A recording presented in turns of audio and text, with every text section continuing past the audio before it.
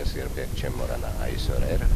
Մայստրո Սպիվակովը երբեք չի մոռանա այս օրերը, որովհետև նյույորքյան հյուրախաղերը հաստատապես պատմական են։ Հաղթանակի 65-ամյակի առիթով ԱՊՀ երկրների երիտասարդական սիմֆոնիկ նվագախմբի համերգից առաջ Վլադիմիր Սպիվակովը միջպետական հումանիտար հիմնադրամի համանախագահ Միխայել Շվիդկոյը և դաշնակահար Դենիս Մացուևն ասուլիսին ներկայացրին ՄԱԿ-ի կենտրոնակայանում համերգի խորհուրդը։ Նվագախմբում են նախկին խորհրդային 12 պետությունների երիտասարդները, որոնց պապերը 65 տարի առաջ ճիշտ այս օրերին միասնական են հաղթել ընդհանուր թշնամուն։ Հայաստանը համերգի ներկայացնում են 7 երաժիշտներ։ В планах этого оркестра есть посещение Еревана, конечно.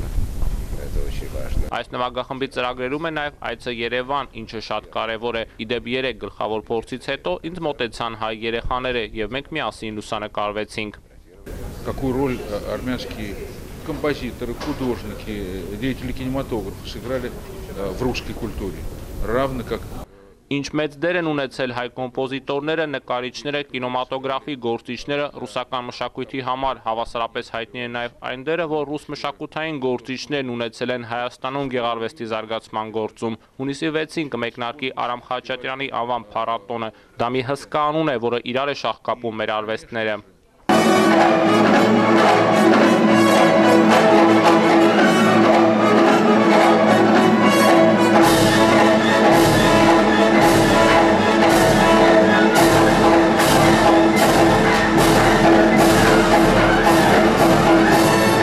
Գայանե բալետից հայտնի լեզգինկան ՄԱԿ-ի կենտրոնակայանում Վլադիմիր Սպիվակովի ղեկավարած նվագախումբը կատարեց հատվածներ Չայկովսկու, Ռախմանինովի, Վերդիի, Դունաևսկու ստեղծագործություններից, Շինդլերի ցուցակը ֆիլմից Ջոն Վիլյամսի հայտնի երաժշտությունը, ամփոփիչ կատարումը մեծ հաղթանակի օրներ դարձած ստեղծագործությունն է։ Իդեպ լեգենդար «Это день Победы» երաժշտության հեղինակը հայկական արմատներով Դավիթ Թուխմանովն է։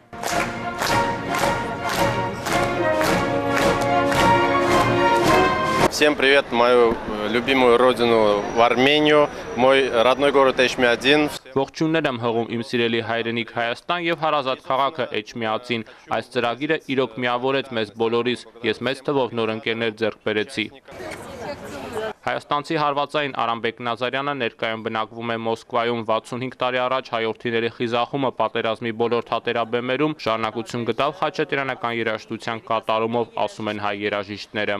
Եվ շատ կարևոր էր, որ այս համերգին նաև հնչեց մեր երաժշտությունը, Արամ Խաչատրյանի երաժշտությունը, որը համաշխարհային ճանաչում ունի։ Իդեպ նվագախմբում մի քանի ադրբեջանցի հասակակիցներ կան, որոնք հավասարապես սիրում են հայ կոմպոզիտորի անմահ գործերը, ասում են հայ երաժիշտները։ Շատ սիրում են ու շատ ուրախ են, որ հնարավորություն ունեն այստեղ կատարելու, որովհետև իրենց հայրենիքում նրանք չեն կարող կատարել Խաչատրյանը։ Սպիվակովի նվագախումբը հայ երեխաների հետ ուղևորվում է Փարիզ հյուրախաղերի, բայց 65-ամյակի տոնական համերգները շարունակվում են։ Հոկտեմբերին նախատեսվում են հյուրախաղեր Երևանում։ Հայկարամ Նահապետյան, Հայլուր, Նյու Յորք։